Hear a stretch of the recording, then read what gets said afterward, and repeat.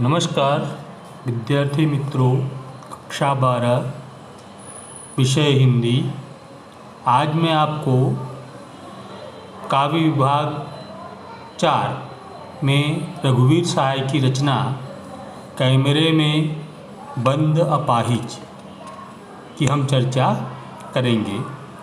आप जानते हैं कि काव्य का पठन करने से पहले, उसका भावार्थ समझने से पहले हम कवि का परिचय प्राप्त करते हैं। तो ठीक इसी प्रकार आप चित्र में देख रहे हैं, कवि का जन्म सन 1929 लखनऊ उत्तर प्रदेश में हुआ था। प्रमुख इनकी रचनाएं हैं अज्ञेय द्वारा संपादित दूसरा सप्तक, नाम उसका दूसरा सप्तक 1951 में। उनकी आरंभिक कविताएं और महत्वपूर्ण काव्य संकलन के अंतर्गत सीढ़ियों पर धूप में, आत्महत्या के विरुद्ध, हंसो हंसो जल्दी हंसो, ये इनके महत्वपूर्ण काव्य संकलन है। पत्रकारिता में आप पढ़िए, देखिए, ऑल इंडिया रेडियो के हिंदी समाचार विभाग में संबंध इनका रहा। फिर हैदराबाद से निकलने वाली पत्रकारिता कल्पना और उसके बाद दैनिक नव भारत तथा दीनमान, ये दोनों जो है समाचार पत्र हैं, से संबंध इनका रहा।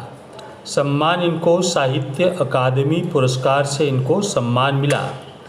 निधन कवि का सन 1990 दिल्ली में हो गया था। इनकी एक सुंदर जो है रचना है जिसमें लिखा है, कुछ होगा अगर मैं बोलूँगा। कवि कहता है, दो बार देखो, कुछ होगा, दोबारा उसको पुनरावर्तन करता है कि कुछ होगा। कवि कहता है कि अगर मैं कुछ बोला तो कुछ ऐसी अघटित घटनाएं घटेगी जो नहीं होने की लोगों ने कल्पना की, जो संभावना नहीं है। अर्थात कि मौन रहने से हमको कुछ नहीं मिलने वाला है। विरोध करना, प्रतिकार करना और आवाज़ बुलंद करने में ही हमारी सफलता का राज छिपा हुआ है। तो अगर हम जब तक अपने पर होने वाले अन्याय के लिए विरोध नहीं करेंगे, बोलेंगे नहीं, तब तक जो है हम जो है कुछ होगा नहीं। इसलिए कवि कहता है, कुछ होगा अगर मैं बोलूँगा। न टूटे तिलस्म सत्ता का। सत्ता जो है, आज सत्ता के बारे में आप जानते हो। तिलस्म कहते हैं जादू को। जादू का जो सत्ता है वो न टूटे और टूटेगा नहीं। तिलस्म जादू का जो है सत्ता, वो कवि तोड़ना चाहता है, लेकिन जब तक प्रयास नहीं करेंगे तब तक टूटेगा नहीं। अगर जब तक कवि कहता है मेरे अंदर एक कायर टूटेगा, हाँ, अगर मैं विरोध करूँगा, प्रतिकार करूँगा और आवाज़ बुलंद करूँगा, तो मनुष्य के भीतर की जो कायरता है, डर, भय, ये जो है वो धीरे धीरे दूर हो जाएगी। इस प्रकार से जो है कवि इस बात को जो है ध्यान हमारी ओर आकर्षित करता है। आगे कवि के बारे में कहा गया है, रघुवीर सहाय समकालीन हिंदी कविता के संवेदनशील नागर चेहरा हैं। सड़क, चौराहा, दफ्तर, अखबार, संसद, बस, रेल, बाजार की बेलोस भाषा में, बेलोस कहते सरल भाषा में उन्होंने कविता लिखी है। घर, यानी देखो सामान्य, सब बातें कितनी सामान्य, सड़क की, चौराहे की, दफ्तर, अखबार आदि। घर मोहल्ले के चरित्रों पर कविता लिखकर उन्हें हमारी चेतना का स्थायी नागरिक बनाया है। हत्या, लूटपाट, आगजनी, राजनैतिक, भ्रष्टाचार, छल, छद्म इनकी कविता में जो है वो विशेष करके देखने को मिलती है। खोजी पत्रकारिता की सनसनीखेज रपटे ये नहीं केवल रह जाते, ये आत्मान्वेषण का माध्यम बन जाते हैं। यह ठीक है कि पेशे से वे पत्रकार थे, वो ठीक है कि पेशे से पत्रकार थे, लेकिन वे सिर्फ पत्रकार ही नहीं, सिर्फ कथाकार और कवि भी थे, एक पत्रकार भी थे। देखो श्रेष्ठ, हम जो इनकी रचना पढ़ेंगे, कैमरे में बंद, अपाहिज, बहुत सी ऐसी रचनाएं।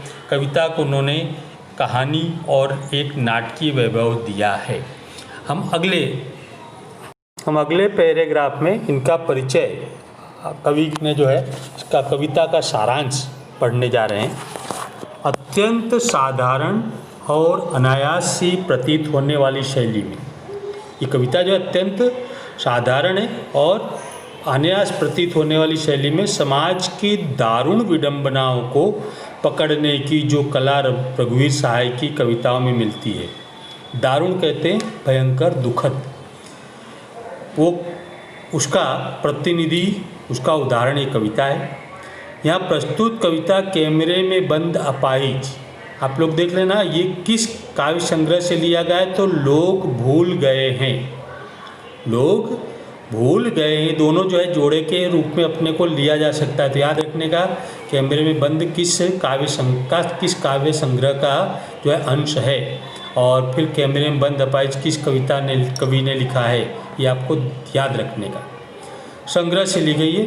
शारीरिक चुनौती को झेलते व्यक्ति से टेलीविज़न कैमरे के सामने किस तरह के सवाल पूछे जाएंगे। शारीरिक चुनौती मतलब जो अपंग है, अपाहिज है, जो है लाचार है, उससे कैसे कैसे प्रश्न पूछे जाएंगे, और कार्यक्रम को सफल बनाने के लिए उससे कैसा भंगिमा की अपेक्षा की जाएगी। भाव भंगिमा मतलब उसके चेहरे के हाव भाव, उतार चढ़ाव, ये कैसी उसकी अपेक्षा की जाएगी, इसका लगभग सपाट तरीके से बयान करते हुए कवि ने एक तरह से पीड़ा के साथ दृश्य संचार माध्यम के संबंध को रेखांकित किया है।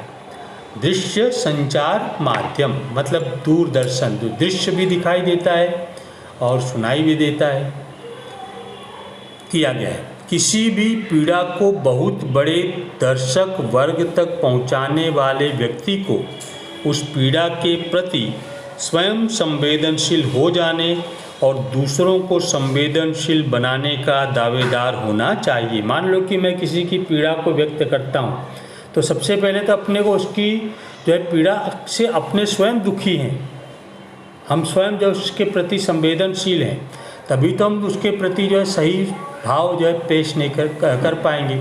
लेकिन यहाँ कुछ अलग भाव है। यहाँ दूरदर्शन के जो पत्रकार हैं, मीडिया वाले हैं, उनके अंदर संवेदनहीनता लगभग पूरी तरह समाप्त हो गई है। केवल लोगों को उसकी संवेदना से जोड़ना चाहते हैं।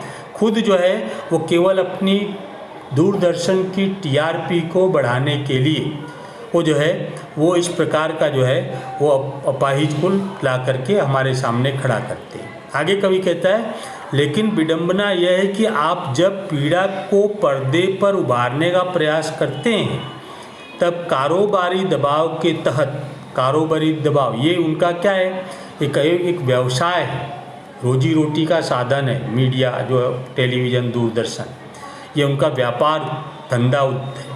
तो इस दबाव के कारण वे आपका रवैया संवेदनहीन हो जाता है। मतलब उन दूरदर्शन वालों का, मीडिया वालों का जो है संवेदना, वो जो है एकदम संवेदनहीन हो जाती है, उनकी संवेदना समाप्त हो जाती है। सहाय जी की यह कविता टेलीविज़न स्टूडियो के भीतर की दुनिया को उभारती जरूर है, लेकिन यह आवश्यक नहीं कि सिर्फ टेलीविज़न माध्यम से जोड़कर देखा जाए। अपनी इस व्यंजना मतलब व्यंग में यह कविता ऐसे व्यक्ति की ओर इशारा करती है जो दुख, दर्द, यातना भी कहते हैं पीड़ा, दर्द, वेदना को बेचना चाहता है। आप जानते हो कि आजकल के युग में जो जितना अपनी लाचारी पेश करता है, जो अपना जितना ही जो है विवशता पेश करता है, पर अपना अपाहिजपन, तो हम उसके प्रति ज़्यादा संवेदनशील होते हैं, उसको ज़्यादा मान लो कि अपने जो है दान दक्षिणा भीख आदि देते हैं। अगर कोई ऐसा व्यक्ति हो जो हट्टा कट्टा हो, मजबूत हो और अच्छा जो है एकदम टाइट पैंट शर्ट पहन करके आया हो, एकदम साफ़ सुथरा हो, और वो भीख मांगे तो हम क्या कहेंगे, इतना हट्टा कट्टा है, साफ़ सुथरा है, भीख मांगने से अच्छा है नौकरी करो, हम इस प्रकार की सलाह देंगे। लेकिन मान लो कि कोई व्यक्ति अगर एकदम लाचार है, बेबस है, अपंग है, कोई हाथ किसी का नहीं है, पैर नहीं है, कोढ़ी हो गया है, आँख नहीं है, तो ऐसे व्यक्ति के प्रति मनुष्य की संवेदना जागती है। तो इस चीज़ को भी यहाँ पर उजागर करने का कवि ने प्रयास किया है। इस कविता को शारीरिक चुनौती झेलते लोगों के प्रति संवेदनशील जो है वो नज़रिया अपनाने के लिए प्रेरित करने वाले पाठ के रूप में देखा जा सकता है। जो है इसके लिए कवि ने धूर संवेदनशीलता को रेखांकित करने का तरीका अपनाया है। यह दिखलाता है कि किस तरह करुणा जगाने के मकसद से शुरू हुआ कार्यक्रम अंत में क्रूर बन जाता है, अत्यंत जो है वो अमानवीय बन जाता है। कैमरे में बंद अपाहिज कविता को लोग भूल गए हैं, इससे लिया गया है। इसमें बताया गया है कि शारीरिक चुनौती झेल रहे व्यक्ति की पीड़ा साथ साथ दूर संचार माध्यमों के चरित्र को रेखांकित यहाँ पर किया गया है। किसी को पीड़ा को दर्शक तक पहुँचाने वाले व्यक्ति को उस पीड़ा के प्रति संवेदनशील होने पर भी दूसरों को संवेदनशील बनाने का दावेदार होना चाहिए। आज दुर्भाग्य है कि जब पीड़ा को पर्दे पर उभारने का प्रयास किया जाता है तब कारोबारी दबाव के तहत प्रस्तुतकर्ता का रवैया संवेदनहीन हो जाता है। यह कविता टेलीविज़न स्टूडियो के भीतर की दुनिया समाज के सामने प्रकट करती है, साथ ही सभी व्यक्तियों की तरफ इशारा करती है जो दुख, दर्द, यातना, वेदना आदि को बेचना चाहते हैं। इस कविता में दूरदर्शन के संचालक स्वयं को शक्तिशाली बताते हैं, दूसरे को कमज़ोर बताते हैं। ये विकलांग से पूछते कि क्या आप अपाहिज हैं? आप अपाहिज को हैं? क्या आपको अपाहिजपन से दुख पैदा हुआ है? ऊपर से वह दुख को जल्दी बताए क्योंकि समय नहीं है। प्रश्नकर्ता इन प्रश्नों के उत्तर को अपने हिसाब से चाहता है। इतने प्रश्नों का विकलांग घबरा जाता है। प्रश्नकर्ता अपने कार्यक्रम को रोचक बनाने की कोशिश करता है ताकि दर्शकों में करुणा का भाव जाग सके। इसी प्रकार उसका उद्देश्य भी जो है इस प्रकार पूरा होगा। प्रश्नकर्ता इसे सामाजिक उद्देश्य कहता है, परंतु पर्दे पर वो उसको समय की कीमत है। वाक्य में उसके व्यापार की जो है पोल खुल जाती है।